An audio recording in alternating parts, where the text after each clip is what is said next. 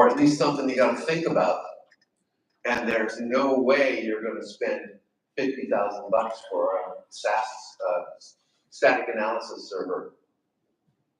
No way. It's not going to happen. And that number, by the way, every number I use is a real number. If I say it up here, that $50,000 for the server, that's a real number. Company, at least when I was pricing them, that was their number for their server. The licenses for the desk, I think, were $200 a year, and then it was, or 150, something like that, and then it was $50,000 for each server, and you had to have so many servers, so many users per server, and blah blah blah. So it was a $200,000, $300,000, $400,000 expenditure for that SaaS. Now that's kind of normal, by the way. It's not unusual to spend $1 million for a tool per year. And by the way, I'm going to admit this in front of you, I once advocated for a tool for years. Strategy papers, talks, everything, study, research, and we put it in and it didn't do what I needed it to do. It was $1 million tool. I've made mistakes, really big ones. And they say that wisdom comes from experience, and experience comes from making mistakes. Well, whatever wisdom I have has been from doing dumb things like that. Okay, so cost knockout. I've been talking about that for a long time. We really need to think about that, I think, as an industry. How we price things differently for different places, or we're not going to be global. If every vendor chases the same Fortune 5,000 companies, we are just not covered most programmers on planet Earth. Just boom, right there. Are you with me? Do we get the problem? Yes. Okay, good, thank you. Noise. Who suffers from false positive noise? Who suffers? And come on, put your hands up. It's all of us, right? And I'm sorry for the vendors in the room. But put your hands up, fun that I wanted to take a picture of that. Yeah. This has been the bane of my existence. I put my first AppSec DAS, dynamic security analysis tool, in at Cisco in 2004. Very first one, 2004. This goes back to the early days.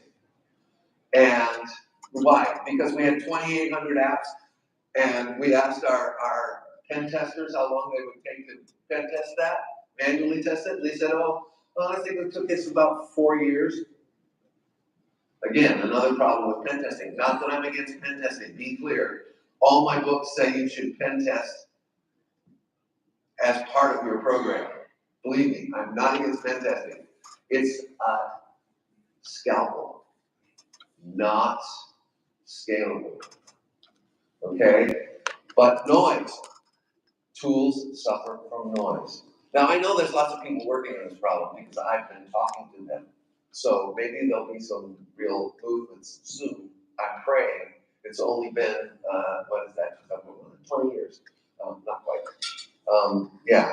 So I have my tricks around that, and they're written in my books. I'm not trying to sell you books, but in case you want to know, just come up and ask me, and I'll tell you what I do about noise. Because when I got to McAfee, one team had 72,000 findings in their SAS queue. You should see Tanya's face. It's priceless. It's absolutely priceless up here. 72,000 findings. You know how many they fixed, right? Zero. They told us we had to run SAS. This tool sucks. They checked. Well, we got them running so they were really getting stuff out of their SAS, and then they became my model team. You want to know how to run SAS? Talk to that team. They got it, right? Of course, you take your worst team and you improve them, and then everybody says, hey, you must have a successful program. Isn't that the secret? Keeping up with the DevOps.